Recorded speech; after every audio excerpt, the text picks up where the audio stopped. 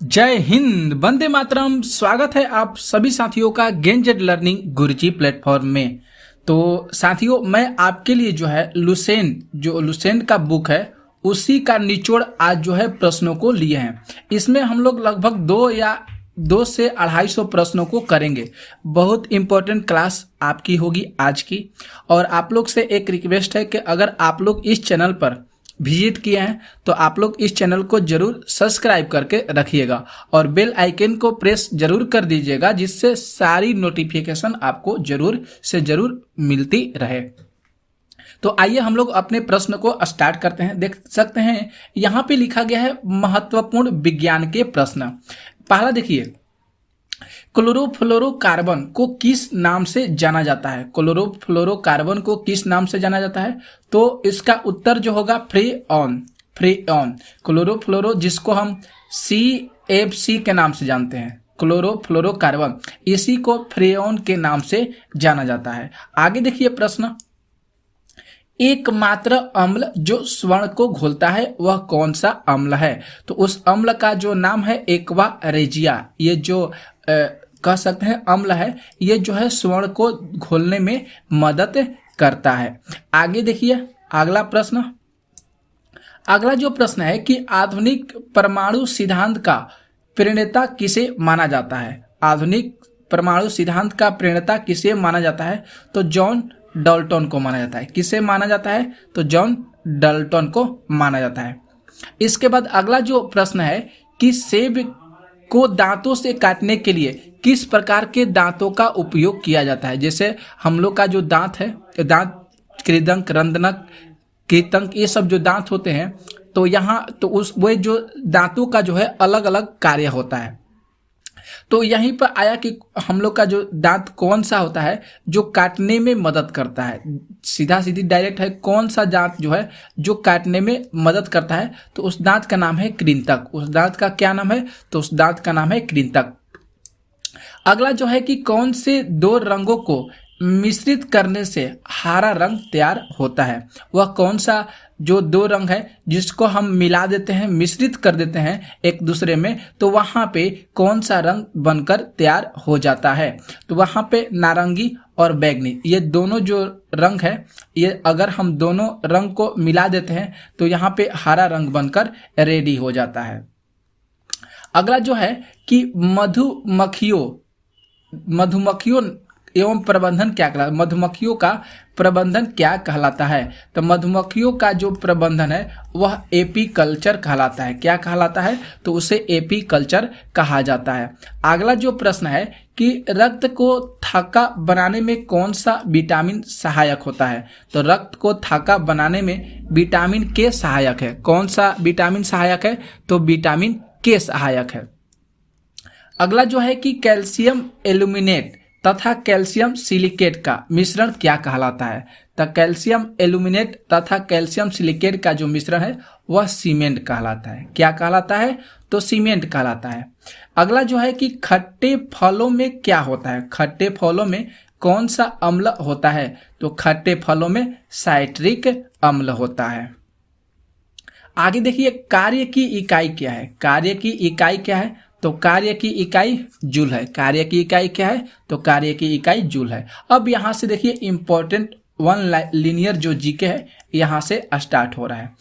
Question number जो पहला है कि कोडरमा किस खनिज का खनन क्षेत्र है? कोडरमा किस खनिज का खनन क्षेत्र है? तो उसका खनन क्षेत्र है अभ्रक का। किसका है? तो अभ्रक का। ये जितने सारे प्रश्न है बहुत इंपॉर्टेंट है। क्वेश्चन नंबर दूसरा कह रहे कि क्लाइमोग्राफ में क्या प्रदर्शित किया जाता है? उसमें क्या दर्शाया जाता है? तो क्लाइमोग्राफ में आर्द्र बल, तापमान और आपेक्षिक आर्द्रता को दर्शाया जाता है। इस चीज को ध्यान रखिएगा, बहुत अच्छा प्रश्न है। ये प्रश्न पूछा भी गया है। तो क्लाइमोग्राफ जो है क्या प्रदर्शित करता है? तो आर्द्र बल, तापमान, ये भी ऑप्शन में दिया रहता है, और आपेक्षिक आर्द्रता, इसमें से कोई ना कोई ऑप्शन में से कोई एक ही दिया रहेगा। क्वेश्चन नंबर जो तीसरा है कि पर्वत शिखर लोहत से किस देश में है? पर्वत शिखर लोहत से जो है किस देश में है? तो देश का नाम है नेपाल। जो नेपाल की राजधानी का है तो काठमांडू है। तो यहाँ पे जो है लोहत से जो है स्थित है पर्वत शिखर। क्वेश्चन नंबर जो चौथा है कि तापीय संकुंचन सिद्धांत के प्रतिपादक कौन है? तापीय संकुंचन सिद्धांत के प्रतिपादक कौन है? तो जे फ्रीज है। कौन है? तो जे फ्रीज है।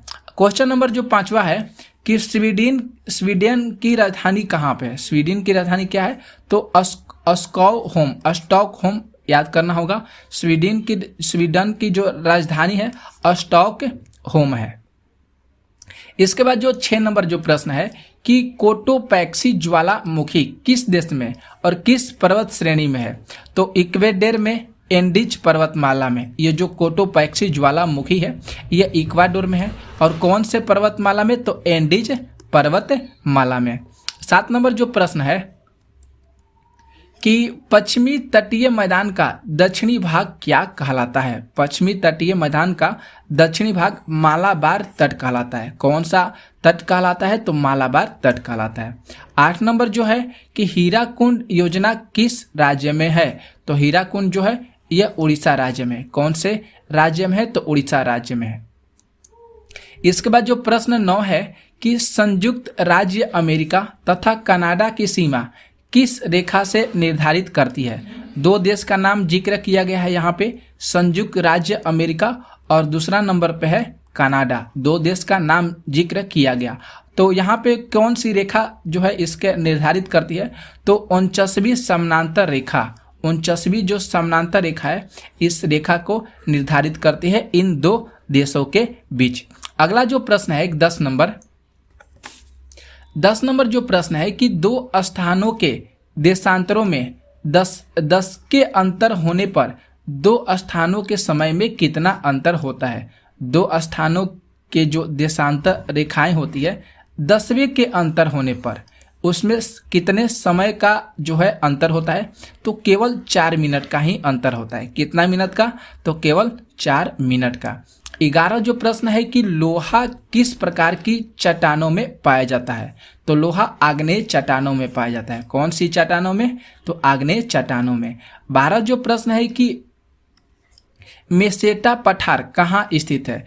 तो मेसेटा जो पठार है ये स्पेन देश में स्थित है। कहाँ पे है मेसेटा पठार? तो स्पेन देश में है।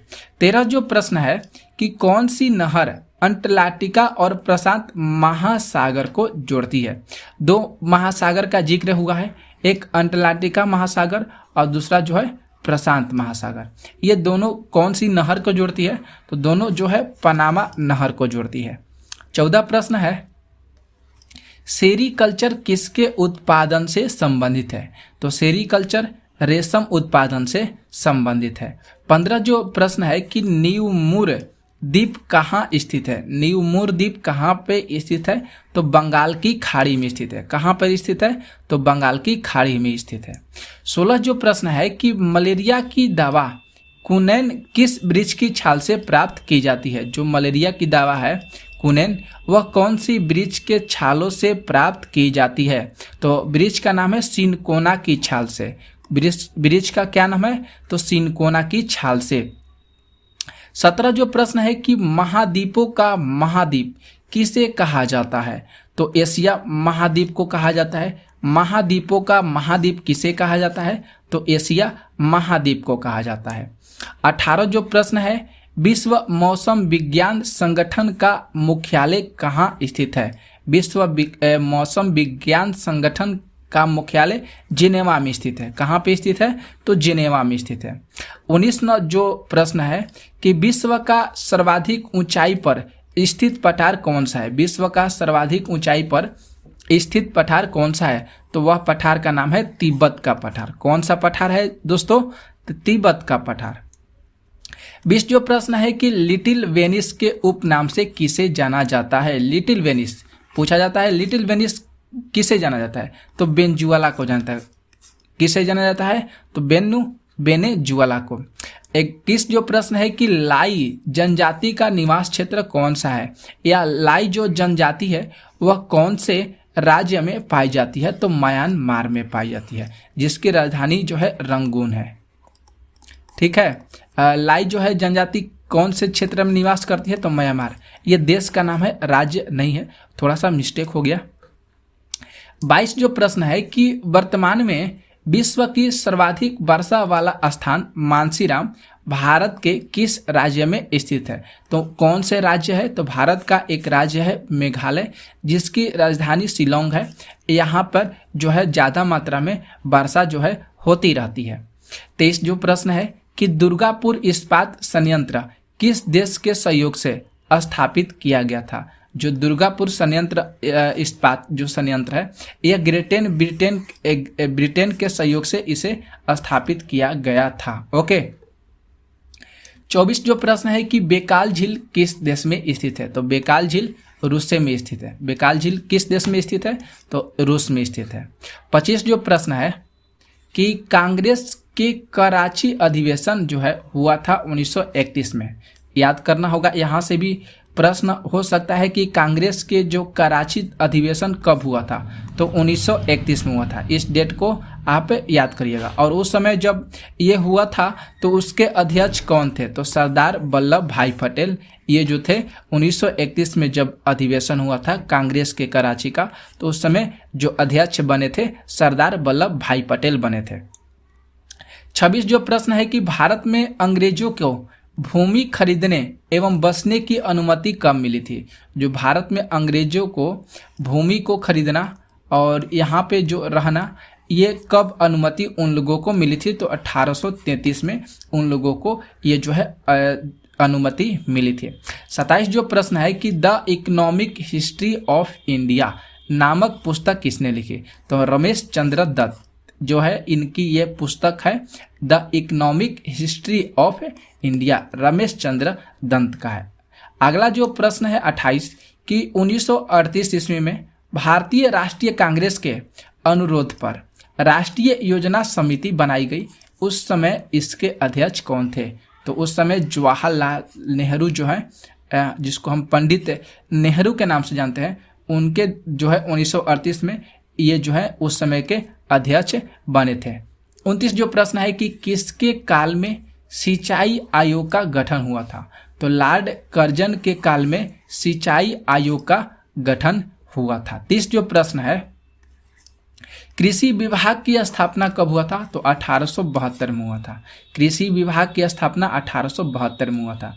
31 जो प्रश्न है कि किस स्थान पर 1866 ईस्वी में भीषण अकाल पड़ा था? कौन सा स्थान है जिसमें जो भारत देश का ही स्थान है, उसका नाम है उड़ीसा। जो भारत का राज्य है, उड़ीसा की राजधानी भुवनेश्वर है। यहाँ पे 1866 में बहुत भीषण अकाल पड़ा था। 22 जो प्रश्न है कि कलकत्ता में मुस्लिम शिक्षा के विकास के लिए मदरसा कब स्थापित किया गया? जो कलकत्ता शहर है, यहाँ पे मुस्लिम शिक्षा जो है देने के लिए या उसके विकास के लिए इस मदरसा को कब स्थापित किया गया था? तो 1772 ईस्वी में। 33 प्रश्न है कि पहले समाचार पत्र जो है, पहला समाचार पत्र कौन था? तो बंगाल गजर था। जो भारत का पहला समाचार पत्र कौन था? बंगाल गजर था।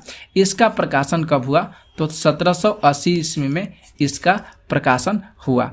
34 प्रश्न जो है कि गीता का अंग्रेजी में अनुवाद किसने किया? गीता जो है इसका अनुवाद अंग्रेजी में किसने किया? तो विलियम विल्किंस ने। ये जो है अंग्रेजी के ज्ञाता थे, तो विलियम विल्किंस ने अंग्रेजी का जो है अनुवाद जो है गीता का अनुवाद जो है अंग्रेजी में किए थे। 36 जो है कि बिजली संचालित तार सेवा पहली बार कहाँ आरंभ हुई थी? तो वह कलकत्ता से आगरा के मध्य हुई थी। ठीक है, जो बिजली संचालित तार जो सेवा है वह कहाँ से आरंभ हुई थी? तो कलकत्ता एवं आगरा के मध्य में। ओके, आगे देखिए प्रश्न 37 जो प्रश्न है कि बनारस संस्कृत विश्वविद्यालय के संस्थापक कौन थे? पहले तो जोनाथन डंकने जो हैं ये बनारस संस्कृत विश्वविद्यालय के संस्थापक रह चुके थे। अभी 38 जो प्रश्न है कि वांडीवास के युद्ध में अंग्रेजों का नेतृत्व किसने किया? तो सर आयर कुटे ने किया था। कौन किया था? तो सर आयर कुटे ने किया था। ओके, वांडीवास के युद्धों में अंग्रेजों को जो हराने का जो अपना मुख्य भूमिका अदा किए थे वह किए थे कौन? सर आयर कुटे ने। 39 जो प्रश्न है कि चंद्रनगर की बस्ती फ्रांसीसियों को कितने भेंट की थी? तो शाइस्ता खान। किसको भेंट करी थी? तो शाइस्ता खान को भेंट करी थी। 40 जो प्रश्न है कि मुगल बादशाह ने किसे नवाब की पदवी प्रदान की है? तो उनका नाम है डुप्लेको। जो मुगल बादशाह हैं उन्होंने नवाब की जो पदवी को प्रदान की है डुप्लेको प्रदान की है। 41 प्रश्न जो कह रहा है कि 41 प्रश्न कि पांडिचेरी का गवर्नर जनरल बनने से पूर्व डुप्लेको कहाँ का गवर्नर नियुक्त किया गया? मतलब जो पुंडीचेरी है इसका गवर्नर जनरल बनने से पहले ही वह जो पूर्व डुप्ले है उसको कहाँ का गवर्नर नियुक्त किया गया था? तो चंद्रनगर जो है यहाँ पर उनको नियुक्त किया गया। पुंडीचेरी में एक जगह है। 42 जो है कि डुप्ले के बाद पांडिचेरी का गवर्नर जनरल कौन था? तो गोडेहू। याद करना होगा, बहुत अच्छा प्रश्न है कि डुप्ले के बाद जो पांडिचेरी का गवर्नर जनरल कौन था? तो गोडेहू था। ओके। 43 जो प्रश्न है कि पुर्तगाल ने गोवा पर अधिकार कब बनाया था? तो 1510 ईस्वी में बनाया था। पुर्तगाल ने गोवा पर अधिकार 1510 ईस्वी में किया था। 44 जो प्रश्न है कि पुर्तगालियों ने सर्वप्रथम भारत में कौन सी फसल की खेती आरंभ की है? बहुत अच्छा प्रश्न है, सोच के आप लोग जरूर बताइएगा। हम यहाँ पे तो बता देते हैं, तंबाकू की खेती। कितना खेती हुआ है साथियों फसल की? तो तंबाकू की खेती हुआ है। इसके बाद जो 45 प्रश्न है कि मुंशी शिवगांव की संधि किस युद्ध के पश्चात हुई थी? तो पालखेड़ा के जब युद्ध हुआ था उस समय मुंशी शिवगांव की जो है युद्ध के पश्चात जो है ये जितनी सारी घटनाएं हो गई थी। 46 जो प्रश्न है कि संगोला की संधि कब हुआ था? 1750 ईस्वी में। संगोला की संधि कब हुआ था? 1750 में। इलाहाबाद की संधि कब हुआ था?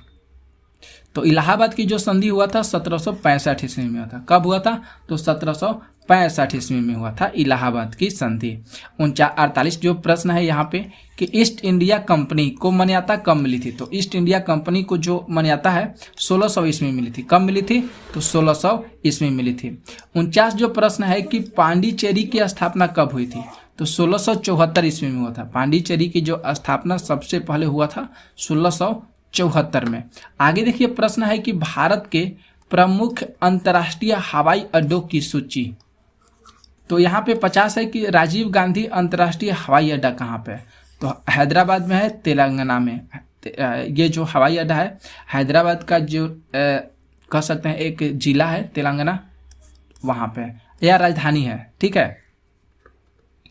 51 जो प्रश्न है कि श्री गुरु रामदास जी अंतर्राष्ट्रीय हवाई अड्डा, ये अमृतसर में है। पंजाब जो यहाँ पे एक जगह है अमृतसर, वहीं पर श्री रामदास जी की अंतर्राष्ट्रीय हवाई अड्डा है। 52 प्रश्नों को देखिए। जो यहाँ पे जो 52 नंबर जो प्रश्न है कि लोकप्रिय गोपीनाथ बोरदोलाई अंतर्राष्ट्रीय हवाई अड्डा कहाँ पे है? लोकप्रिय गोपीनाथ बोरदोलोई अंतर्राष्ट्रीय हवाई अड्डा कहाँ है? तो गुवाहाटी में है, असम। ठीक है।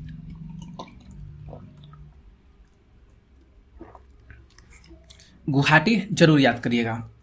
53 नंबर जो प्रश्न देखिए, बिजू पटनायक अंतर्राष्ट्रीय हवाई अड्डा कहाँ है? बहुत अच्छा प्रश्न है, बहुत मस्त भी प्रश्न है। बिजू पटनायक अंतर्राष्ट्रीय हवाई अड्डा भुवनेश्वर में है। उड़ीसा की राजधानी भुवनेश्वर है। यहीं पर क्या है? बिजू पटनायक अंतर्राष्ट्रीय हवाई अड्डा है। 54 नंबर प्रश्न है कि गया एयरपोर्ट कहाँ पे है? तो गया एयरपोर्ट जो है गया में ही है, जो बिहार का एक जो है जिला है, यहीं पर है। इसके बाद जो 55 नंबर प्रश्न है कि इंदिरा गांधी अंतर्राष्ट्रीय हवाई अड्डा कहाँ है? नई दिल्ली में स्थित है। ओके। इंदिरा गांधी अंतर्राष्ट्रीय हवाई अड्डा नई दिल्ली में स्थित है। 26 जो प्रश्न है कि वीर सावरकर अंतर्राष्ट्रीय हवाई अड्डा कहाँ पे है? तो पोर्ट ब्लेयर में है, जो अंडमान निकोबार द्वीप समूह में पड़ता है। जो पोर्ट ब्लेयर में है, जो अंडमान निकोबार द्वीप समूह में पड़ता है, वीर सावरकर अंतर्राष्ट्रीय हवाई अड्डा। 57 नंबर प्रश्न, सरदार वल्लभ भाई पटेल अंतर्राष्ट्रीय हवाई अड्डा कहाँ पे है? तो ये गुजरात में, अहमदाबाद की राजधानी यहाँ पे देखिए गुजरात है, इसी में यहीं पर जो है सरदार वल्लभ भाई पटेल अंतर्राष्ट्रीय हवाई अड्डा है। और इसके बाद 58 जो प्रश्न है कि केम्पेगौंडा अंतर्राष्ट्रीय हवाई अड्डा कहाँ है? तो बेंगलुरु शहर में है, कर्नाटक में है। जो केम्पेगौंडा जो अंतर्राष्ट्रीय हवाई अड्डा है बेंगलोर में है। 59 जो प्रश्न है कि मैंगलोर अंतर्राष्ट्रीय हवाई अड्डा मैंगलोर में ही है, जो कर्नाटक में पड़ता है। तो मैंगलोर अंतर्राष्ट्रीय हवाई अड्डा मैंगलोर में ही है। 60 नंबर जो प्रश्न है कि उस्ताद जाकिर हुसैन का संबंध किस वाद्य यंत्र से है? तो तबला से है। उस्ताद जाकिर हुसैन का संबंध जो है तबला से है। प्रश्न संख्या 61 जो है कि अमेरिका के समुद्री मार्ग की खोज किसने किया था? तो कोलंबस ने किया था। अमेरिका के समुद्री मार्ग की खोज कोलंबस के द्वारा किया गया था। प्रश्न संख्या 62 वंदे मातरम को सर्वप्रथम कांग्रेस के किस अधिवेशन में गाया गया था? तो 1896 अधिवेशन में इसको गाया गया था। प्रश्न संख्या जो 63 है सापेक्षता का जो सिद्धांत है किसने खोजा था? तो एल्बर्ट आइंस्टीन के द्वारा सापेक्षता का जो सिद्धांत है इसे खोजा गया था। प्रश्न संख्या 64 की टोक्यो ओलंपिक 2021 में भारत के लिए पहला गोल्ड मेडल जो है किसने जीता था? तो नीरज चोपड़ा ने जीता था। कौन जीता था? तो नीरज चोपड़ा ने जीता था। प्रश्न संख्या जो 65 है कि वायुयान की खोज किसने की थी? तो ओलियर ने वायुयान की खोज की थी और इनके सहपाठी थे राइट बंधु विलियर राइट बंधु जो है इन्होंने वायुयान की खोज किए थे। 66 जो प्रश्न है कि प्रथम हृदय प्रत्यारोपण किसने किया था? तो डॉक्टर क्रिश्चियन बोनार्ड, यह याद करना होगा, जो दक्षिण अफ्रीका के रहने वाले थे। इन्होंने प्रथम हृदय प्रत्यारोपण किए थे। 67 जो प्रश्न है कि 7 पहाड़ियों का नगर कौन सा कहलाता है? तो 7 पहाड़ियों का नगर रोम है। कौन सा है? तो रोम है। प्रश्न संख्या जो 68 है कि शक संवत को राष्ट्रीय पंचांग के रूप में कब अपनाया गया था? शक संवत को तो 22 मार्च 1957 में अपनाया गया था। अगला प्रश्न है 69 कि रेडियम की खोज किसने की थी? तो पियरे और मैरी क्यूरी ने रेडियम की खोज की थी। प्रश्न संख्या जो 70 है कि हीराकुंड जो बांध है किस नदी पर बनाया गया है? तो हीराकुंड बांध जो है महानदी पर बनाया गया है। 71 जो प्रश्न है कि दिल्ली स्थित जामा मस्जिद किसने बनवाया था? तो शाहजहां ने बनाया था। कौन बनाया था? तो शाहजहां ने बनाया था। प्रश्न संख्या जो 72 है कि शांति काल का सर्वोच्च सैन्य पुरस्कार कौन सा है? तो कौन सा है? तो अशोक चक्र है। कौन सा है? अशोक चक्र है, जो शांति काल का सर्वोच्च सैन्य पुरस्कार जो है ये अशोक चक्र है। 63 जो प्रश्न है कि राष्ट्रीय डेयरी अनुसंधान कहाँ स्थित है? तो ये करनाल में स्थित है और करनाल हरियाणा के अंदर आता है। तो जरूर याद करना होगा, राष्ट्रीय डेयरी अनुसंधान करनाल में स्थित है। प्रश्न संख्या 74 की भगवान बुद्ध द्वारा सारनाथ में दिया गया पहला प्रवचन बौद्ध धर्म में क्या कहलाता है? तो वह धर्म चक्र परिवर्तन क्या कहलाता है? क्या कहलाता है दोस्तों? कि धर्म चक्र परिवर्तन कहलाता है। ओके, अगला प्रश्न देखते हैं। प्रश्न संख्या 75 74 प्रश्न है कि वायुसेना दिवस कब मनाया जाता है? तो 8 अक्टूबर को मनाया जाता है। कब मनाया जाता है? तो 8 अक्टूबर को मनाया जाता है। इसके बाद देखते हैं प्रश्न संख्या 76 1526 1556 और 1761 है। इस ऐतिहासिक युद्ध में किस नगर में इसका हार हुआ था? कौन सा है? तो पानीपत जो हरियाणा है, आप लोग जानते हैं कि 1526 1556 और 1761 में पानीपत का जब लड़ाई हुआ था उसमें कौन से किस ऐतिहासिक युद्ध में किस नगर में हुआ था? तो पानीपत में हुआ था। 77 जो प्रश्न है कि हाल ही में किस राज्य से अलग करके तेलंगाना राज्य बना था? तो हैदराबाद से जो है ये अलग होकर जो है अपना राज्य बना था। 78 जो प्रश्न कर रहा है कि भारत के पश्चिमी तट पर कौन सा सागर है? तो अरब सागर है। भारत के पश्चिमी तट पर कौन सा सागर है? तो अरब सागर है। प्रश्न संख्या जो 79 है, यूनेस्को का मुख्यालय कहाँ पे है? बहुत अच्छा प्रश्न है। यूनेस्को का मुख्यालय कहाँ पे है? तो ये पेरिस में है, जो फ्रांस में पड़ता है। अगला जो प्रश्न है 80 की पेनल्टी कार्नर का संबंध किस खेल से है? पेनल्टी जो कार्नर है इसका संबंध हॉकी से है, जो है किससे है? तो हॉकी से है। अगला जो प्रश्न है 81 उत्तरी भारत में सर्दियों में, उत्तरी भारत के सर्दियों में वर्षा का जो मुख्य कारण क्या होता है, तो पश्चिमी विक्षोभ होता है। उत्तरी भारत में सर्दियों में जब वर्षा होती है तो उसका मेन रीजन क्या होता है, पश्चिमी विक्षोभ होता है। ओके, 82 जो प्रश्न है कह रहा है कि देवघर ट्रॉफी का संबंध किस खेल से है, तो क्रिकेट से है। देवघर ट्रॉफी का जो संबंध है वह किस खेल से है, तो वह क्रिकेट से संबंधित है। अगला जो प्रश्न है 83 की रूस की मुद्रा क्या है, तो रूस की मुद्रा रूबल है। ये जितने सारे प्रश्नों को करा रहे हैं, ये जो है प्रश्न जितने भी स्टूडेंट तैयारी कर रहे हैं कॉम्पिटिटिव एग्जाम के लिए बहुत इंपॉर्टेंट है। 84 जो प्रश्न है कि सिंधु घाटी सभ्यता की प्रसिद्ध बंदरगाह कौन सी है, तो लोथल थी। सिंधु घाटी सभ्यता की जो प्रसिद्ध बंदरगाह थी वह कौन थी, लोथल थी। अगला देखिए प्रश्न संख्या 85 जो प्रश्न है कि जैन धर्म के प्रथम तीर्थकार कौन थे, तो ऋषभ देव थे। कौन थे दोस्तों, तो ऋषभ देव थे जैन धर्म के प्रथम तीर्थकार। 86 प्रश्न है कि गौतम बुद्ध का जन्म कहाँ हुआ था, लुम्बिनी जो नेपाल में स्थित है, यहीं पर गौतम बुद्ध का जन्म हुआ था। लुम्बिनी जिला का नाम है, छोटा सा कस्बा है, शहर है। प्रश्न जो 87 है यहाँ पे कि भगवान महावीर जैन के धर्म से कौन से तीर्थकार बने थे, तो 24वें बने थे। कब कौन सा तीर्थकार बने थे, तो 24वें तीर्थकार बने थे। इसके बाद जो प्रश्न संख्या जो 88 है कि भारत की पहली महिला राष्ट्रपति कौन है, तो उनका नाम है प्रतिभा पाटिल। ये जो है भारत की पहली महिला राष्ट्रपति बनी थी। अगला जो प्रश्न है 89 की कटक किस नदी पर है, तो महानदी पर है। कटक किस नदी पर है, तो कटक महानदी पर स्थित है। अगला देखिए प्रश्न जो है, ये प्रश्न दूसरा टाइप का आ गया। भारत के विरासत स्थल यूनेस्को घोषित करते हुए विरासत स्थल, तो यहाँ पे देख सकते हैं एलिफेंटा की गुफाएं महाराष्ट्र में है। कहाँ पे है दोस्तों, महाराष्ट्र में। एलोरा की गुफाएं ये भी महाराष्ट्र में है, आप देख लीजिए ध्यान से। अजंता की गुफाएं ये भी महाराष्ट्र में है। तो आगे पीछे देखिए, यहाँ पे तो सभी जो अजंता की गुफाएं, एलोरा की गुफाएं, इसके बाद एलिफेंटा की गुफाएं, ये तीनों जो है महाराष्ट्र में ही स्थापित है। छत्रपति शिवाजी टर्मिनल ये भी महाराष्ट्र हो जाएगा। छत्रपति शिवाजी टर्मिनल कहाँ पे, तो महाराष्ट्र में ही है। सांची स्तूप कहाँ है, तो मध्य प्रदेश। से सांची स्तूप मध्य प्रदेश में है। ओके, 95 नंबर जो प्रश्न है कि खजुराहो का मंदिर मध्य प्रदेश में है। खजुराहो का मंदिर मध्य प्रदेश में है। भीमबेटका गुफा मध्य प्रदेश में है। भीमबेटका गुफा मध्य प्रदेश में है। 97 जो प्रश्न है कि कोणार्क का सूर्य मंदिर उड़ीसा में है। कोणार्क का सूर्य मंदिर उड़ीसा में है। 98 प्रश्न है कि मानस वन जीव अभ्यारण्य असम में है। मानस वन जीव अभ्यारण्य कहाँ पे है, तो असम में है। 99 जो प्रश्न है यहाँ पे कि काजीरंगा राष्ट्रीय उद्यान असम में है। काजीरंगा राष्ट्रीय उद्यान कहाँ पे है, तो असम में है। हिमाऊ का मकबरा कहाँ पे है, तो दिल्ली में है। हिमाऊ का मकबरा कहाँ पे है, तो दिल्ली में है। इसके बाद जो 61 प्रश्न है कि लाल किला दिल्ली में है। कुतुब मीनार दिल्ली में है। ये सब आप लोग जरूर जानते होंगे। इसके बाद जो अगला प्रश्न 103 की महाबोधि मंदिर गया, ये कहाँ पे है, तो बिहार में है। ठीक है, कहाँ पे है, महाबोधि मंदिर गया जो है बिहार में है।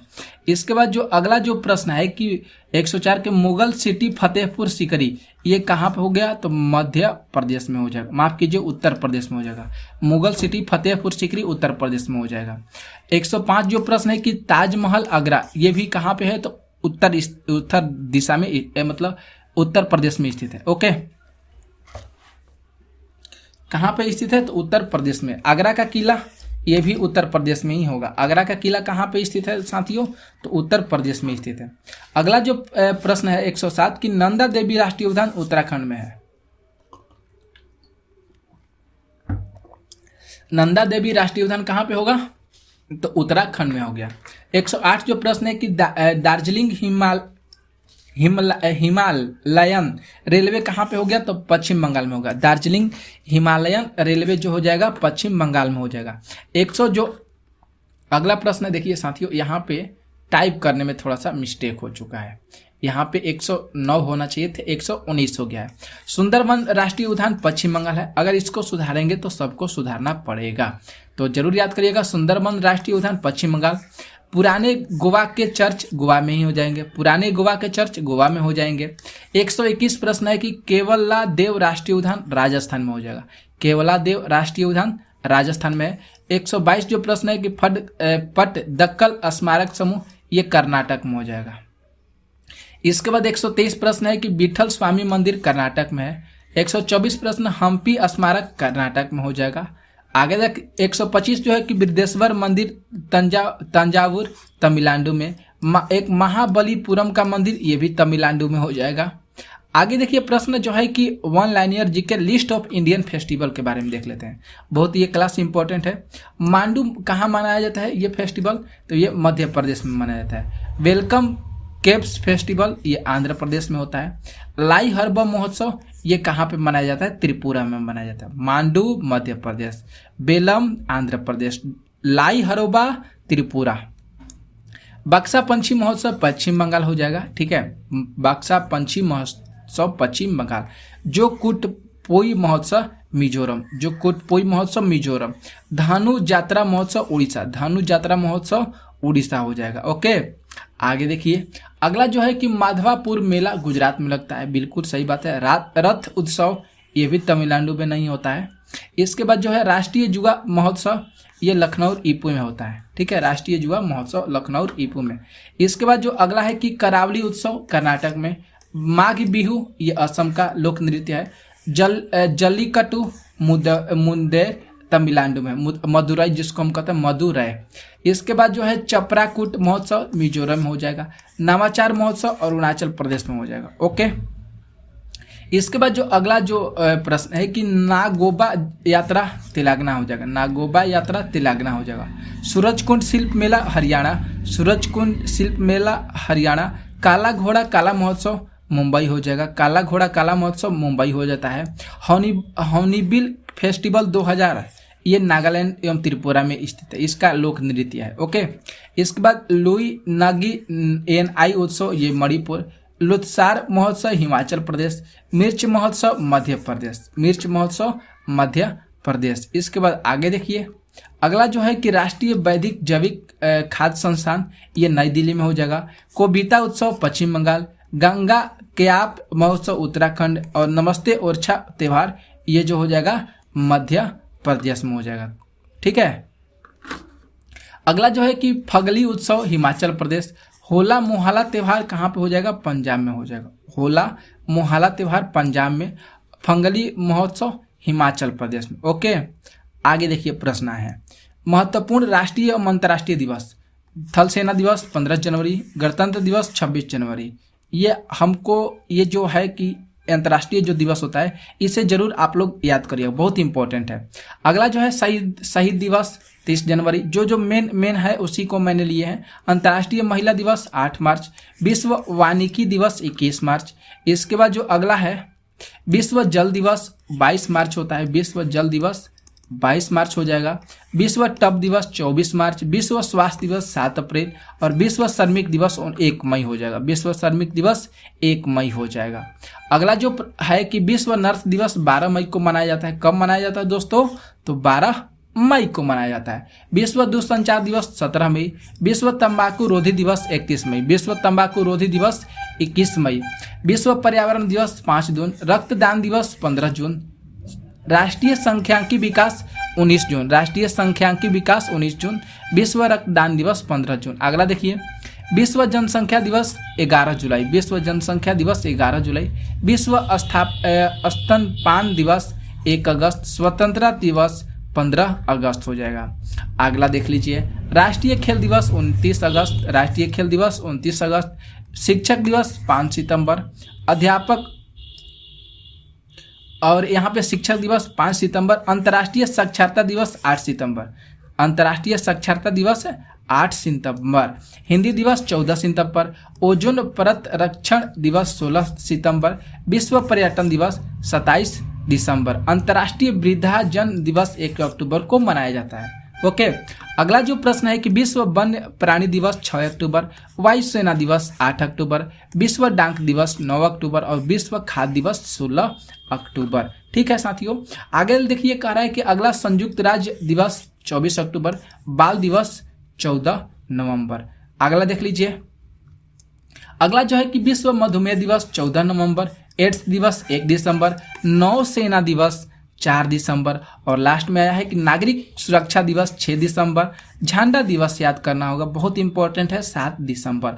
और अंतर्राष्ट्रीय मानव अधिकार दिवस कितना हो जाएगा, कब मनाया जाएगा, तो 10 दिसंबर को मनाया जाता है।